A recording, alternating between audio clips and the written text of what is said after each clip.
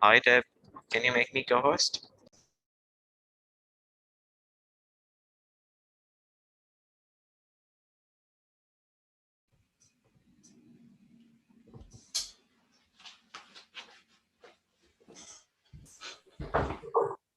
Hi, Joe. Yes. How are you? I'm well. How are you doing? Very well, thank you. How's your day going? Um, it's going well. We volunteer at a food pantry on Wednesday mornings, so we're exhausted and don't do anything Wednesday afternoon. That sounds good. That's a lot of work for sure. Yes, it is. Yes. Hello, everyone. I see Nancy. Hi, Nancy. Hey, Deb. Ina. Yes, you said it right. Okay, I did it again. I think you were in before and I tried it, right? Yeah. And hi, Olivia. And Donna. Hello. Good afternoon. So is anybody just in the last session that with our speaker, Bonnie Marcus? She wrote a book on You're Not Done Yet for gendered ageism with women, and it was quite enlightening and very interesting. I just wondered if any of you had seen that or come to that. It's really very good. I'll have to look for it.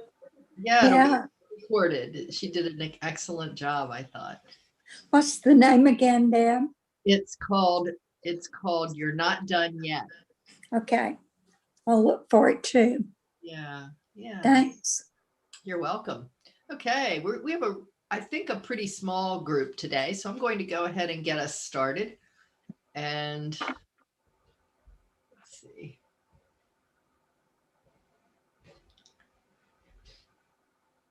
Do this again. Is there anyone who's brand new to a class with me today?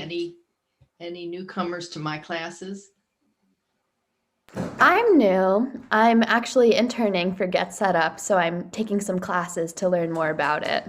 Okay, Olivia. Well, thank you for saying that to me. And I was going to say, I hope I'll see you around more. And I do hope that. I hope I will see you around in additional classes or just around to Get Set Up.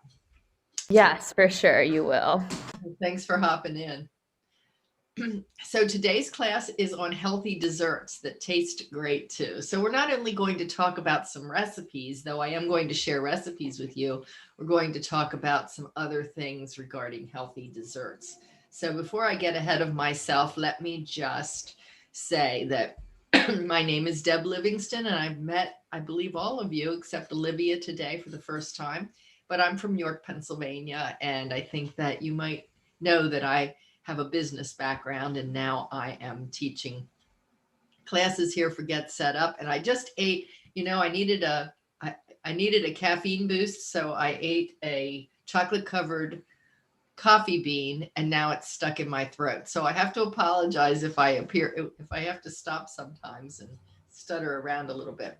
So anyway, I enjoy organic gardening and cooking and healthy life practices. So it gets reflected in the classes that I teach, I think, and I hope. And here it Gets Set Up. We learn together best when we're on camera and we can have conversation. We learn from each other. I bring some things to the table, but you all bring a lot of good information. And we just have a way of nicely, I think, combining our knowledge and giving each other tips. You can request a recording of the class after the class by emailing help@getsetup.io, which happens to be the email address for all of your needs when it comes to Get Set Up if you have technology problems or anything like that. We're not live streaming today, but if we were, you'd be able to see this class by going to the website, clicking on the little TV screen on the left-hand side when you're on your desktop, and you would be able to watch any class that happens to be streaming at that time. Get Set Up is not paid to promote any specific products, and I am not either. So in various classes, I do introduce you to websites. People are selling things on websites. Sometimes I show you products. We don't have any kind of financial relationship with any of those websites or companies' products.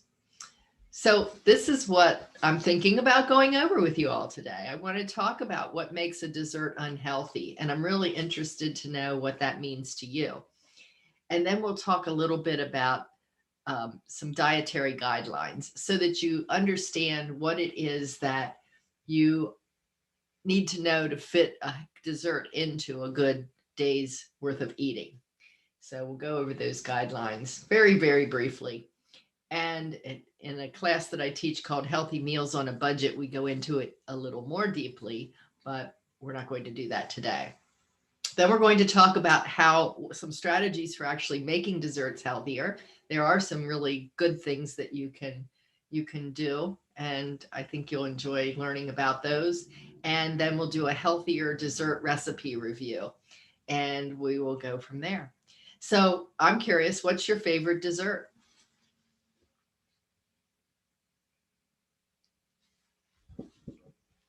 Chocolate. Chocolate. Anything chocolate, Nancy? Pretty much, except I don't like fruit and nuts with it. It's like, don't mess with my chocolate. Just give me chocolate and something else, but not fruit and nuts. How's that? Okay, that sounds good. And as a matter of fact, we're working on favorite chocolate desserts session, and I have another person from the Get Set Up community coming in to share 3 of her favorite chocolate dessert recipes. So you might want to keep on the lookout for that. I think I signed up for that thing. Okay, It might be on schedule now or notify me, but I saw it. But thank you. yeah, you're welcome. You're welcome. Who I else has a favorite dessert? Ina. Something with lemon. Lemon. Anything with lemon. Okay. Yes, like lemon meringue pie or a lemon cake or something like that. Anything lemon. All right. Anybody else have a favorite dessert they want to share? I'd have to agree with all the chocolate people. I love brownies. You love brownies. Oh, you are in for a treat today because we're going to talk about a brownie recipe. So that'll be fun. Anything chocolate.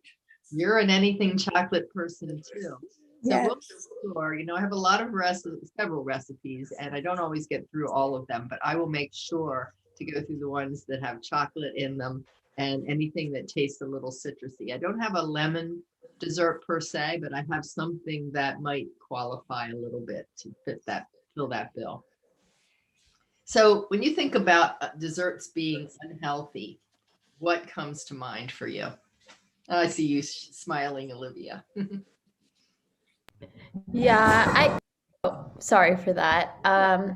I guess I tend to think that healthier desserts use organic ingredients, more natural ingredients. Like to me, a more unhealthy dessert would be something very processed from a package, whereas, healthy desserts use natural ingredients. Okay, you're good. So whole foods versus processed foods.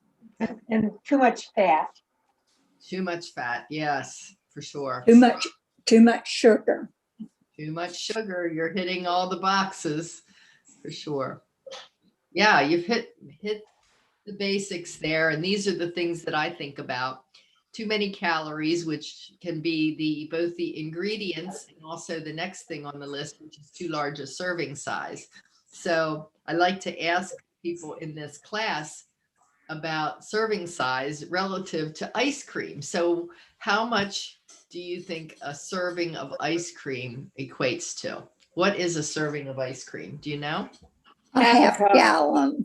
A half gallon. Oh, that's funny.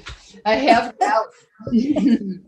And somebody else said something. Maybe we could come in just a little bit lower, Joe. I appreciate It's it. supposed to be, I think, around a half a cup or a quarter of a cup, but it's like the Hagen or the Ben and Jerry's pint is what you usually sit down and Yeah, eat.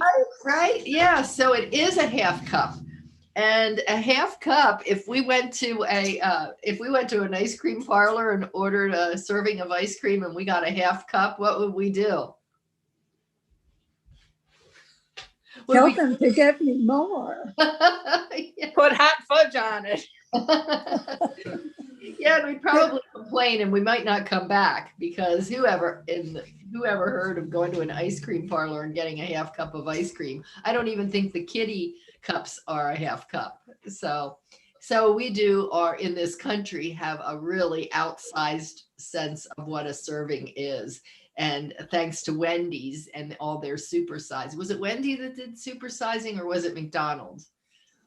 Anyway, we've been supersized over the years, and that does lead to too much sugar, too much fat. And then also I would add in there too much refined white flour. And Olivia, you talked about a lot of processed desserts, and in a lot of processed desserts is too much refined white flour, especially baked goods.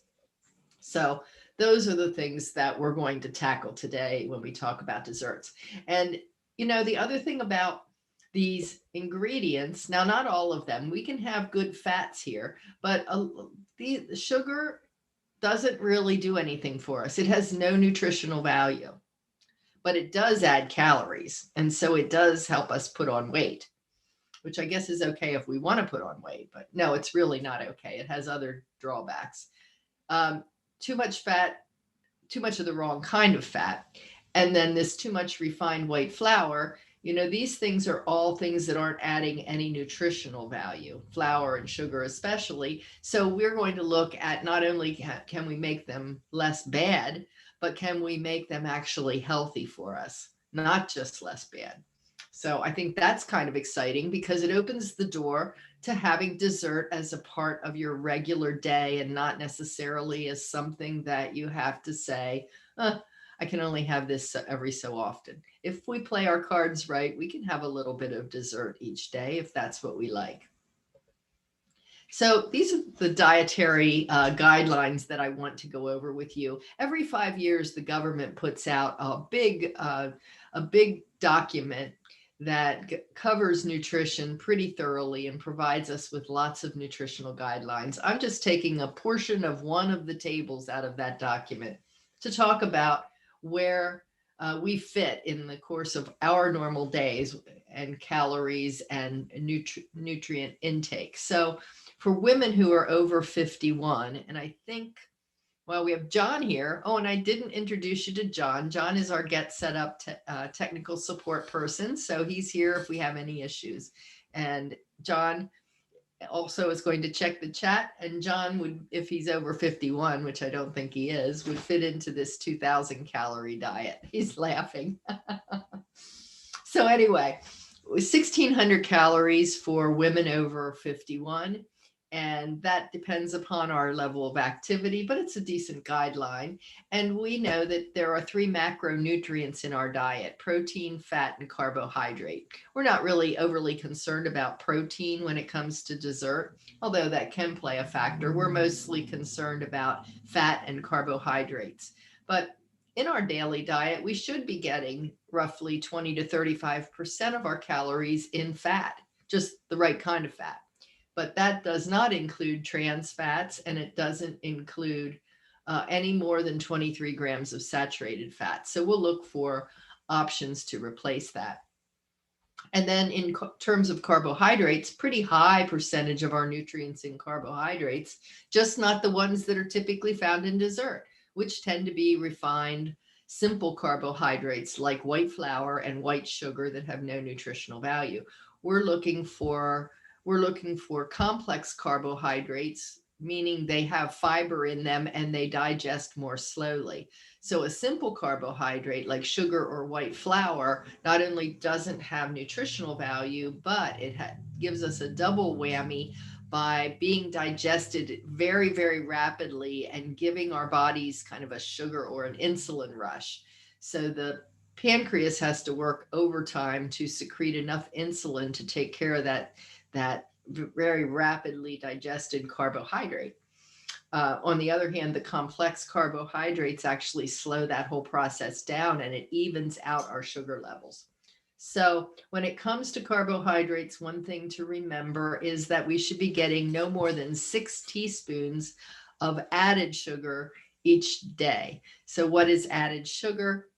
It's that sugar that is found in a baked product, or it's the sugar that you put into your tea or your coffee. It's not the sugar that you find in an orange. So there's additional sugar you'll have in your diet, but be aware that for added sugar, this is where thinking about dessert, this is important, no more than 6 teaspoons. And I just ask this question, how many teaspoons of sugar do you think are in a 20-ounce bottle of Coke?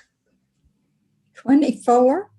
24? That's a good guess. That's a good guess. Anybody have any other guesses? Oh, John says 16. And John, have you been here before? John, you're absolutely right. 16 teaspoons of sugar in a bottle of Coke. And that is a good guideline for us to kind of carry with us, because think about what we could do with dessert if we just got rid of one 20-ounce bottle of Coke if we drink it per day. So our strategy for these desserts is to decrease the bad stuff or replace it or find substitutes for it. So let's look at each one of these categories. So how many of you use all-purpose flour, have that in your kitchen for baking and cooking? All-purpose flour? Yep, that's the white refined stuff.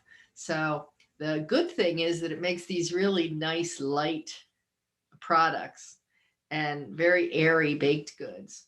The bad news is it does have zero nutritional value because it's made with what is called the ectosperm of the grain, which doesn't have any nutrition in it. The bran and the germ are removed. But when you buy whole grain flour, all of that is included. And now you've got not only the nutritional pack of punch of a whole grain, but you also have the fiber. So you get a good nutritional upgrade to your desserts when you begin to include whole grain flour into them. I had a learner today teaching how to make scones. So she was on and showing how she makes her scones. And because she wants more whole grain in her scones, she substitutes half of her flour. Instead of using 100% all-purpose, she uses half whole grain. So it's something that you can adjust. It is a heavier flour. It does change sometimes the density of your products, but if you experiment, you can find some balance that might work for you. And then there's the idea of using something completely different, no flour at all, such as black beans or avocados instead of flour. Have you ever heard of doing this? No? Ever have a black bean brownie, Olivia? Yeah, I actually have. And I think I have also done ones where I use sweet potato. I'm not sure if that's more fat or flour, but. But I have a friend who used black beans in something like that. And I remember I liked it. I would like some recipes for it. Yes. Okay. So just having the recipes helps. So we're going to do one today with avocados because that one was new to me and I wanted to experiment with it. I had the black beans, and like a lot of people that come to this class, I really couldn't tell the difference. They were very chocolatey and gooey, and I just really liked them. So why not? Look what we're doing. We're adding so much fiber. Beans have a lot of fiber. They have a lot of protein as well. So I didn't talk about protein specifically, but here we are talking about adding beans and therefore adding protein, which is a good thing, especially for those of us who are over 50. It's good for building muscle mass. So the other thing that it has is fiber, lots of fiber in beans, but avocados have a lot of fiber too. So half of an avocado has 5 grams of fiber. And if you are thinking about that from a relative standpoint, that means that for your day, you need 25 grams of fiber. How are you going to get it? If you're looking at eating a half of an avocado, you can get 5 grains. If you eat a piece of whole grain bread, you get about 3 grams. And then some of our fresh vegetables only have 1 or 2 grams per serving. So we're looking for a punch, and it takes quite a bit sometimes to get a lot of fiber in our diet. So any thoughts about the flour column? Any comments or questions about what I just mentioned? So when it comes to fat, I think we know there's lots of low-fat versions out there. That makes a great strategy if we're substituting out low-fat yogurt, low-fat Neuchâtel cream cheese. All of that can help us lower that saturated fat amount when we're making a dessert. So we're looking at less saturated fat, and then beefing up the healthy fats that we want to include and get more of. So we need omega-3 fatty acids. They are very good for us, and they are an important part of a healthy diet. So we can start to use things like avocado and olive oil and even coconut oil in our desserts. Coconut oil has some saturated fat, but it is a all in all healthy fat to use. So using healthy fat instead of things that are more saturated, like butter and what else would we say? Mostly butter, right, is what we use in desserts quite a bit. And then we can also kind of eliminate the fat altogether or substitute out maybe as much as a half to the whole amount of fat in a recipe, depending upon the recipe, by using pureed fruit. So you can use applesauce, pureed prunes, peaches, pumpkin. You said, Olivia, that you used pumpkin in a recipe that you had. So that is an option. And again, avocado and mashed banana. Banana is something that you can use. So has anybody else used any of these pureed fruits in anything that you've made, like muffins or cakes? Has anybody tried that? How about zucchini breads? I've used applesauce before. Yeah. And definitely banana for things like banana bread. Mm-hmm. Did you use that? Do you remember if you used that in place of oil? Yeah, well, for my banana bread, it wasn't in place of oil, but I think I've used applesauce in place of oil. I think applesauce could also potentially replace eggs. I've used that when making vegan recipes. So you're vegan. Are you vegan, or you just make some vegan recipes for? I'm not, but I've just made them in the past. Okay. Okay. So we'll have some recipes that look at that as well. And the muffins are good. Every time I take a little poll about who has used applesauce in muffins or pureed fruit in muffins, I get the response, I did, and it was all good. So they couldn't tell the difference. And this last category is maybe my most favorite, because I, like you, am looking to reduce sugar in my diet and get a little concerned about having sugar levels that are too high. So I want to get that down. And one strategy is to just simply use less. So you can fairly easily go from using a full complement of sugar to maybe a third or even a half less.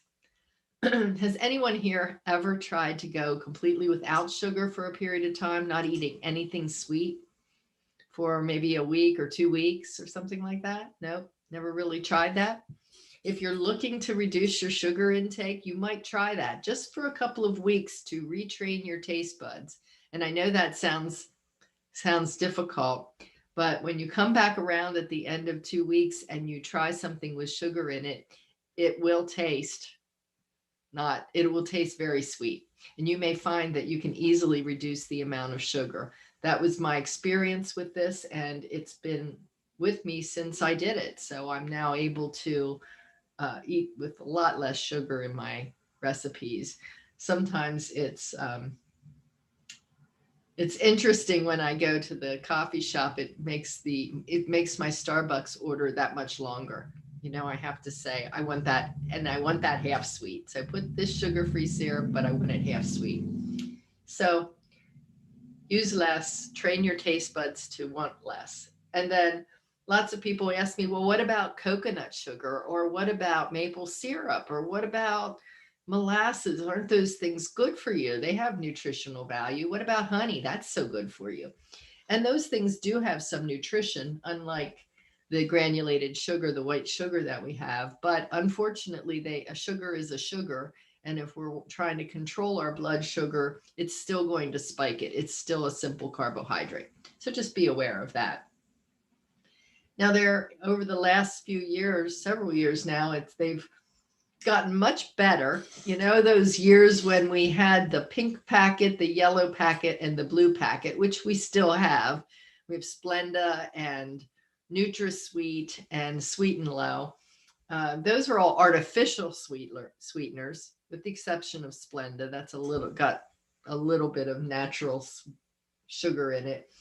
But now we've got erythritol, stevia, and monk fruit, all of which are natural ingredients. Erythritol and xylitol are both in a class called sugar alcohols, and they do not get absorbed into our bodies as calories, so they don't add calories to our diet, and they do not get processed like sugar, so they do not spike our insulin levels either. So they're pretty much a wash when they come through our system. And they're frequently combined with something called stevia. So has anybody ever used stevia or used a sugar alcohol? Yeah. So Joe, tell us about how you use stevia. My husband is diabetic, so I use stevia in anything I bake. I don't make a lot of desserts simply because I have zero willpower where desserts are concerned, and my husband really doesn't need them. But every time I've used the stevia, I've been pleased with the results. And you use about half of what you would use for sugar or even less. It's very much sweeter than sugar. Yes. Much sweeter than sugar. Do you use it as a product all by itself, or do you use it in combination with something else in the bag? Do you know if it's a blend or if it's just pure stevia? I think what I have right now is the pure stevia. Okay. And is it white? Has it been processed? Is it white? It is white. Is that a sign it's been processed? Well, it is, but that's okay because we have to make some trade-offs sometimes. I grow stevia. Stevia comes from the chrysanthemum family. It's a plant, Oh, and I grow it or have grown it like tea. And you pick it, the leaves are green, you dry them. I can powder them in my coffee grinder, and I end up with this little jar full of green powder.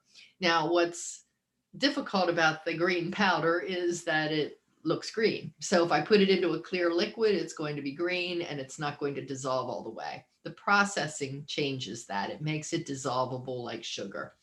And now a lot of people have said stevia tastes bitter, has a bitter aftertaste. So they don't like that. And that does seem to be, with some people, a sensitive issue. So the combinations of a sugar alcohol and stevia help to offset that. Monk fruit is also it's a sugar, but it's not recognized. It's not the sugar that our body recognizes. So again, it doesn't get absorbed. It doesn't get digested like sugar, granulated sugar. So no calories and no sugar spikes. So it comes from the monk fruit. So let's take a look at what these products look like at the grocery store. If you were going to shop for sugar replacements, you might see these products. This one is a sugar alcohol and something called oligosaccharides.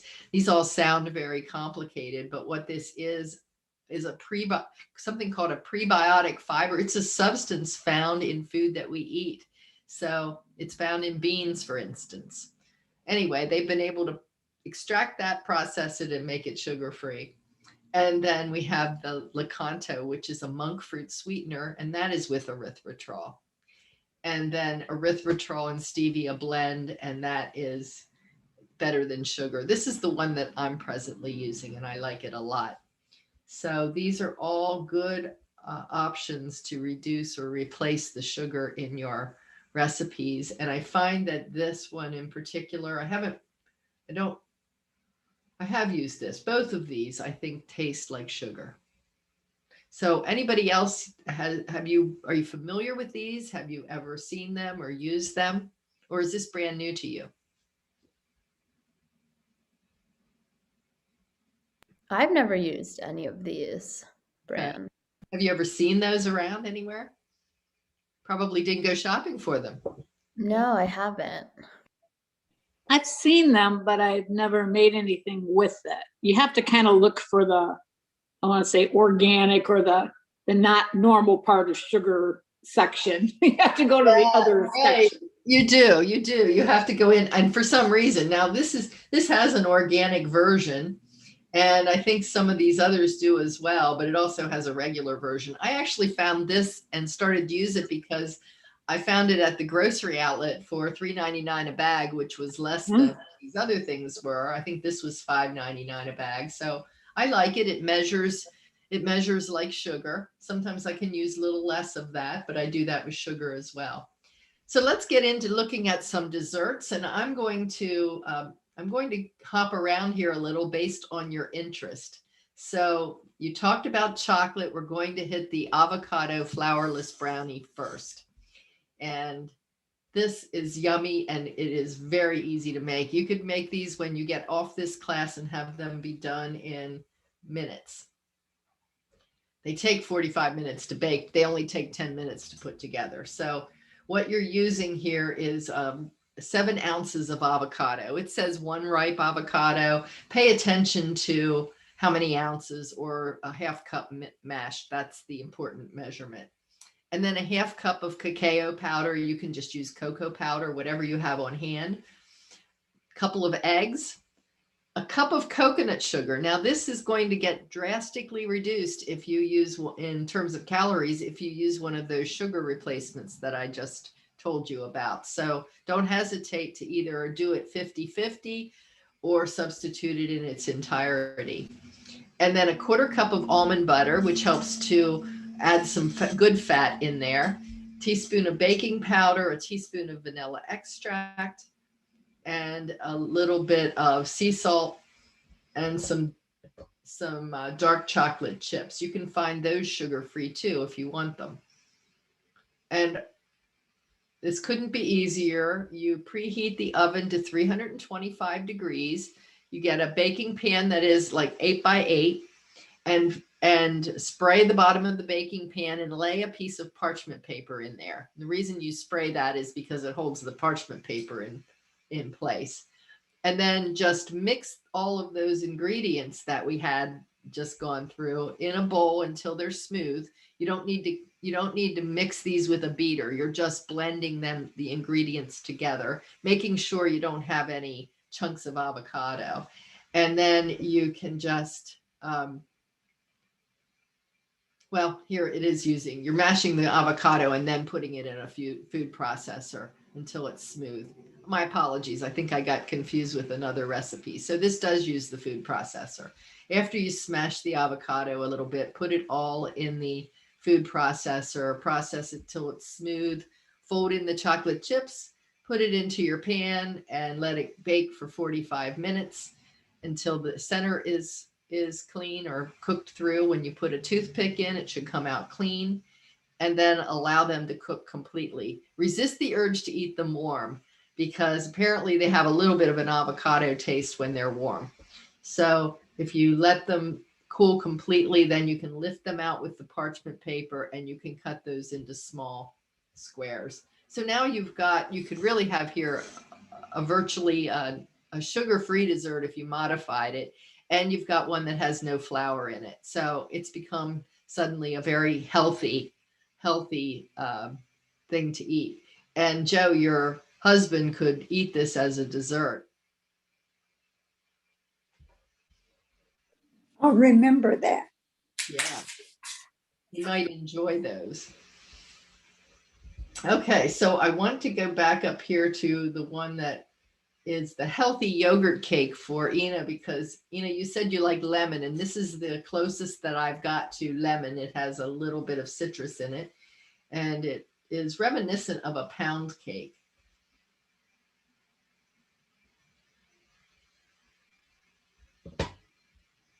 And it is using yogurt. It's very low in sugar. You're using plain yogurt. Now, don't, in this case, use Greek yogurt, because regular yogurt has more liquid in it. So the recipe is written and formulated to have the extra liquid in it. And then two leveled cups of all-purpose flour. What you can do here is maybe use a little light spelt flour if you want to. This does not get rid of the refined flour. Do you want to add whole grain? You could give it a try, just putting a little bit of whole grain in, but this is one of those cakes that has a nice high light crumb. So if you add a more dense flour, you're going to get a more dense product. And here it uses only a half cup of sugar. But again, you could use that sugar substitute, that replacement sugar, and really get rid of the sugar calories in this dessert. And a half cup of oil. Now, she talked about using canola oil. You might think about using avocado oil in this. Avocado is a nice light oil. It doesn't have a flavor, unlike olive oil. So that could be a nice replacement. You can also use the coconut oil. It's solid at room temperature. You would just simply put a little in the microwave or in a pan and measure it out and use coconut oil instead. There's two kinds of coconut oil. There's refined and unrefined. And if you get the unrefined, it has the what can be an added benefit of having coconut flavor. So if you think you'd like to have this cake with a slight taste of coconut, you could use the coconut oil. And then this has 2 eggs, baking powder, vanilla essence, and the zest of 1 or 2 lemons. You could pump that up there a little bit, with 2 lemon zests instead of just 1. And then this finished cake has a really nice way of adding flavor with just a little bit of sweetness by using some apricot or orange jam or marmalade. And well, I guess it would be more of a jam. You would want something that melts. So you put it into a little saucepan on the stove and just warm it very gently. You're not trying to boil it or reduce it or anything like that. You just want it to melt, because when your cake is done, you're going to put that over top of it. So let's take a look at the recipe. Use a loaf pan. You can line it with parchment paper or spray it. And then, as with any cake, you mix your eggs and your sugar first, and then add your oil and your lemon zest, your vanilla, and mix again. So all of your wet ingredients in one bowl, and then your dry ingredients, your flour, baking powder, and salt in another bowl. Mix those up, and then add it to the wet batter. And then you just scrape that into the pan and bake it for about 35 to 40 minutes, and you're done. And when the cake is cool, then you can glaze it with that orange jam or that whatever type of jam you choose to use. It just gives a nice additional fruity flavor without a lot of additional calories. And she does say something here about flour. Let's take a look. You can use whole wheat, white whole wheat, spelt, rice flour, or all purpose. So she said she prefers light spelt and all purpose. So you could try it if you wanted to go with the whole grain. And as well, is anybody here gluten-free? Anybody gluten-free? So that would matter. Okay. So this has 287 calories and only 2 grams of saturated fat. It has 14 sugars. Remember, we talked about being under 6 teaspoons. And so that would be 25 grams. So that's well under 25 of additional sugar if you're not having anything else with sugar in it through the day. Added sugar. Any thoughts about this recipe? What do you think, Ina? Would you try this one? Yes, I would. Okay. Yeah, I think this would be really a good one to get rid of the sugar with, and to do something, just experiment with a whole grain flour. It would be nice to try it. I do use different types of flour. I have rice flour and spelt flour and things like that in my pantry. Yeah, good. So just change it up, and the more whole grain you can get in there, the better you've got in terms of nutrition. So I've got the healthier no-bake pumpkin cheesecake, the flourless chocolate chip chickpea blondies, and the vegan pecan pie. What would you like to look at next? The pecan pie.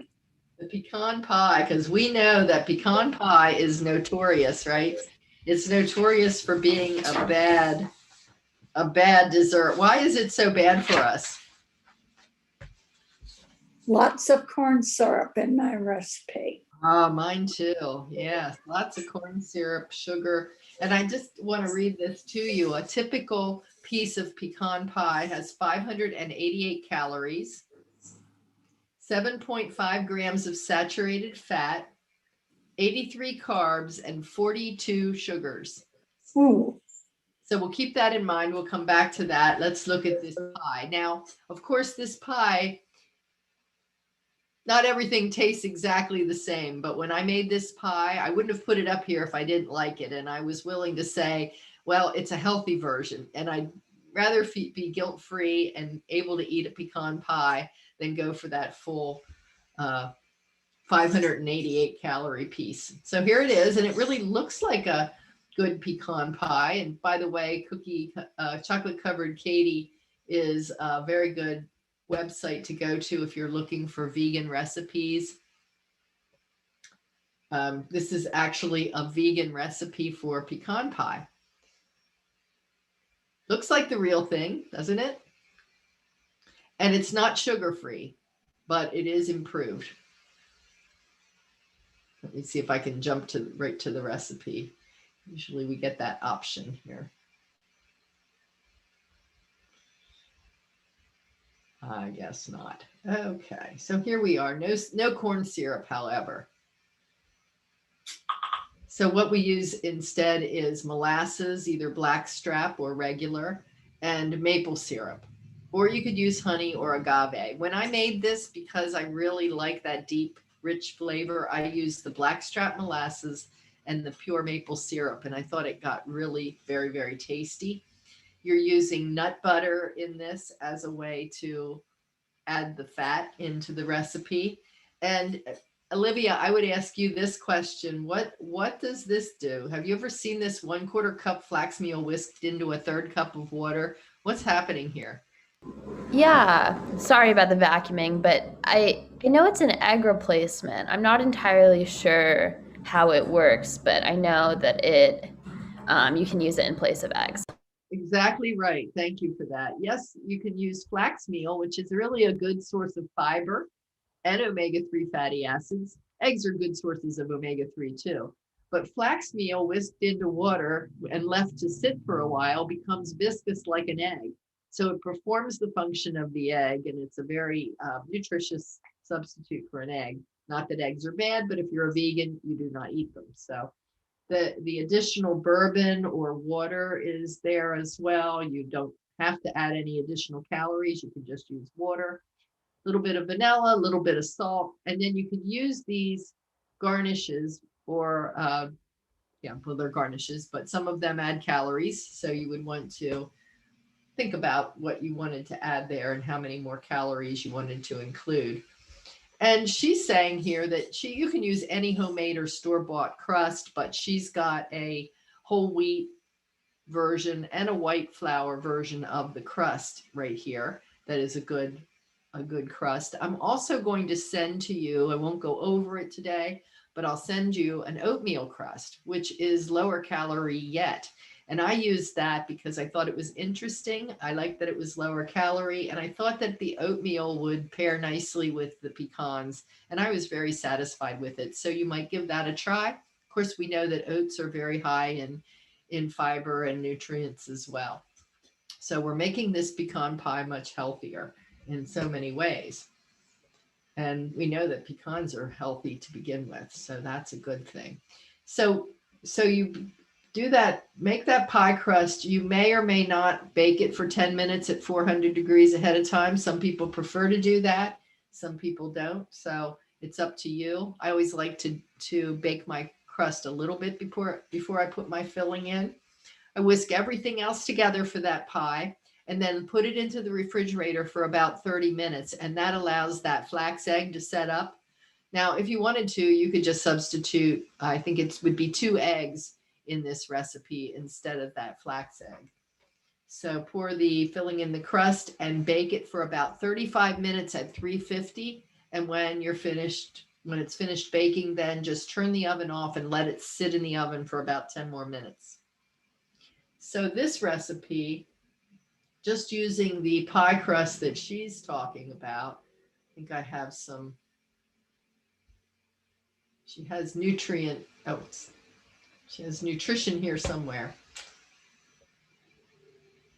It's at the bottom. Here we go.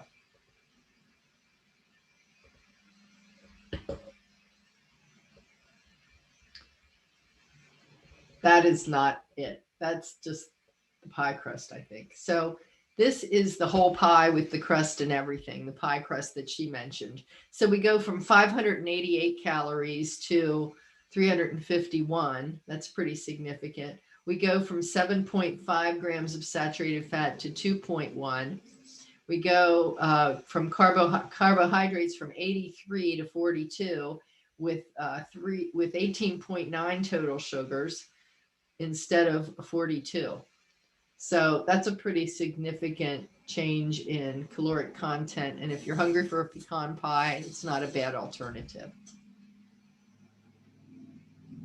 So I liked it, and I hope that you will like it too.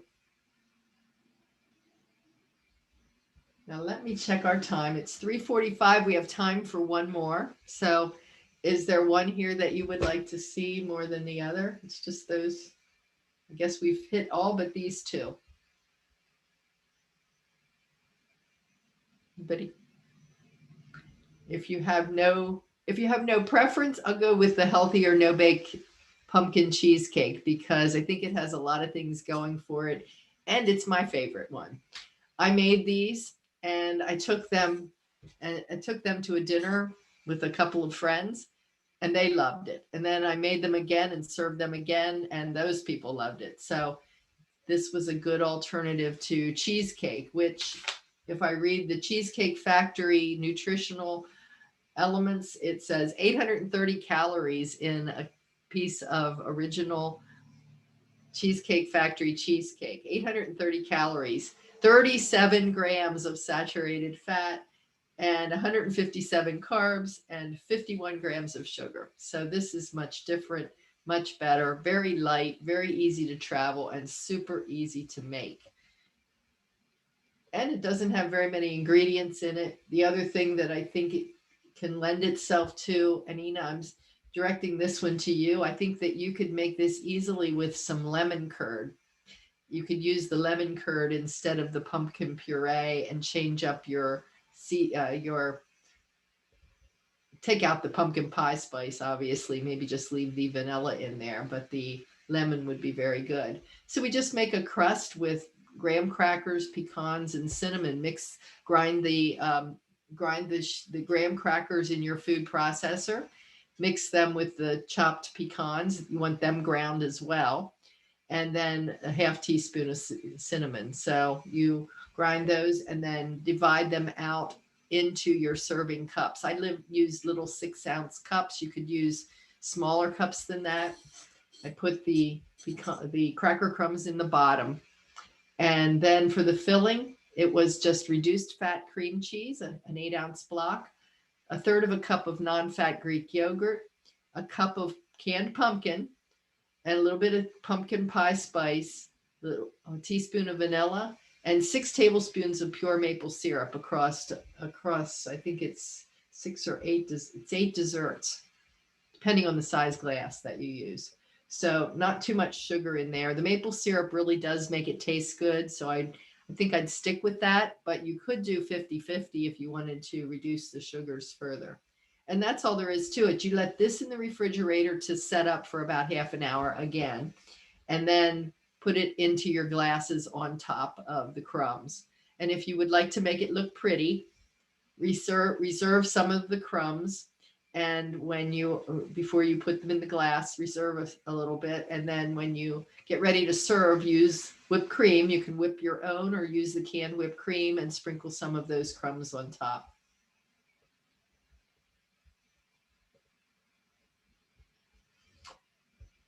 So I think I'll leave the flourless chocolate chip chickpea blondies to you to check out. When I send it your way, you'll get it in the email, the link to the recipe. But this is akin to using the black beans. This is using chickpeas instead of the flour. And again, chickpeas have all the nutritional value that flour does not. and they're a color that fits well in something like a blondie. So it's a nice treat, like the brownies in very many ways. And that brings us to the end of our session here on healthy desserts. And I'd just like to open the floor, ask you what you thought about these desserts, or if you had any ideas or suggestions. Do you think you'll try any of these recipes? And if so, what recipe would you try? Definitely the brownies and maybe the pecan pie, but they all sounded wonderful, so I might try them all. Okay. I was thinking that the pumpkin cheesecake, I know I keep going back to that because it was my favorite one because it was so easy to make. I was thinking that that would be delicious if you took some ripe strawberries and processed them into a puree in your food processor and mixed those in with your batter instead of the pumpkin pie. I think that would be a wonderful summer or spring dessert too. Strawberry cheesecake. Yeah. So I'm interested in knowing if you have any favorite strawberry desserts or you have any favorite fudge recipes. I'm going to be doing several classes coming up that are called favorite fill in the blank. And I mentioned favorite chocolate desserts, but it seems like that could be a pretty popular thing if we had people from the community come and talk about their favorite desserts, and then we could distribute those after the class so everybody would get them. And anybody else who wants to bring their dessert recipes could do that too. But I'm looking for somebody to come on with me and say, hey, I have these 2 or 3 recipes I'd like to share. And you and I would just have a conversation together, walk through your recipes, talk about what you learned in making them, what are the tips and the tricks. And then we'd just have open conversation with anybody else's recipes. So if you have an interest in that or want to send me any pictures of your food creations, or send me any recipes, my email address is debtheguide@getsetup.io. And so I want to thank you for coming to today's session. We're going to do a spotlight class on strawberries themselves. That's why I have strawberries on my brain. Strawberries tomorrow. And tomorrow afternoon, I have an open forum session where we come and just talk about anything that you want to talk about related to food or cooking. So that's a let's dish kind of session. And next week, I'll be doing something on do-it-yourself spices. And we also have this spotlight on asparagus. So if you haven't attended that, it's a seasonal ingredient that sometimes we need some additional recipes for. So I have that. And when we're finished here, you're going to get this email from me that'll have all these dessert recipes. So I hope that you enjoy the recipes and that you give me some feedback, and also sign up for another class. I'll send you some ideas for classes, and also you can click on the schedule right from the email. And this is what your feedback form looks like. You can rate the session, you can rate me, and happy to have the feedback so that we can make changes and improvements to the classes that we do. And lastly, when you do sign up for a class, think about who you can invite. Invite a friend. You can invite them from the website. Wherever you are, you have that little opportunity to invite a friend. And that's how we grow our community, as well as by just getting connected to any organizations in your community, whether they're senior living organizations, assisted care, or government and community organizations. So help us get connected and help us get set up with some of those organizations so that we can bring more people into our community. So that is the email address for all of these things, and feel free to reach out. I know you mostly know these things, so thanks for being patient and listening to me talk through all of that as well. And let me ask if there are any additional questions, or let's just open it up for any of the remaining time that we have for anything you want to talk about relating to these desserts.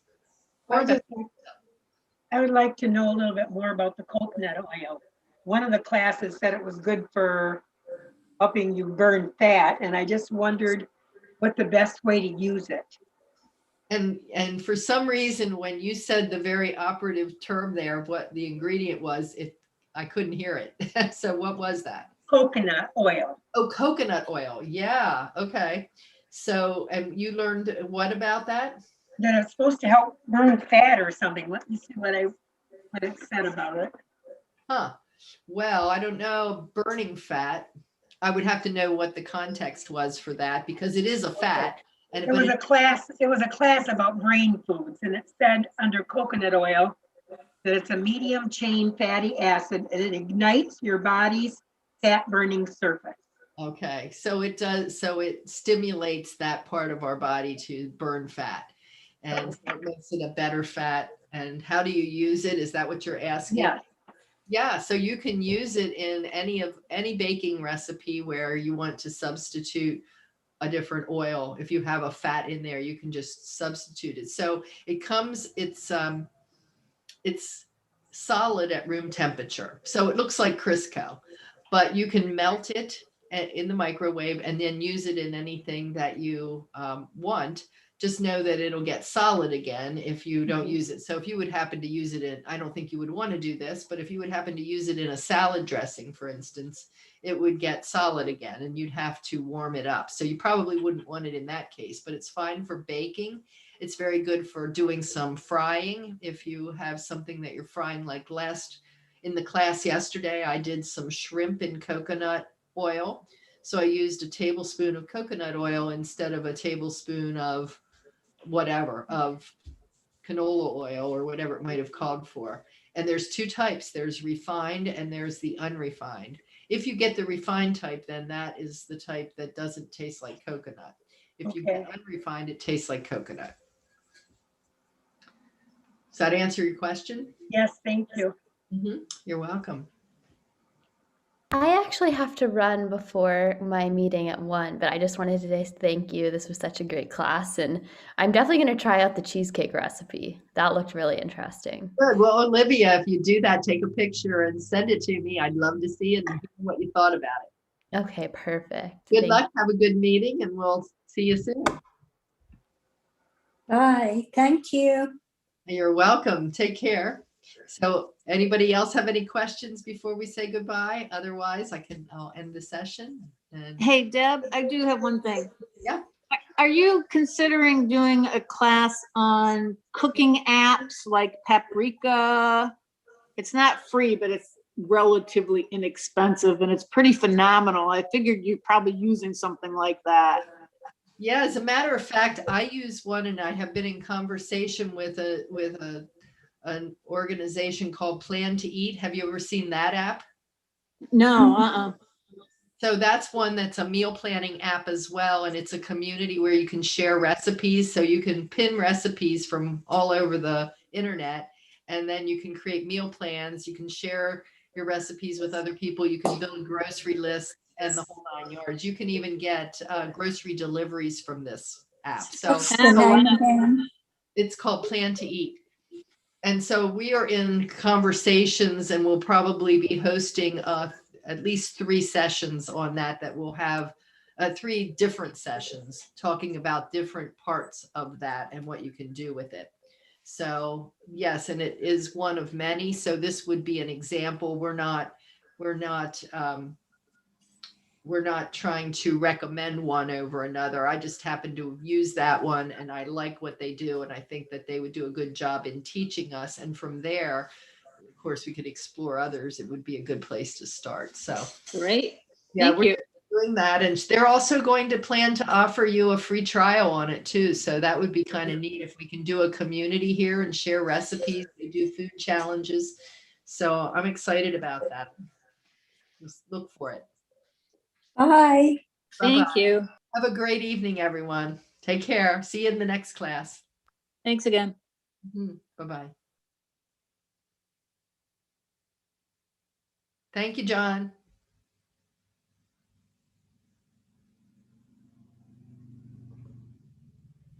You're welcome. Thank you.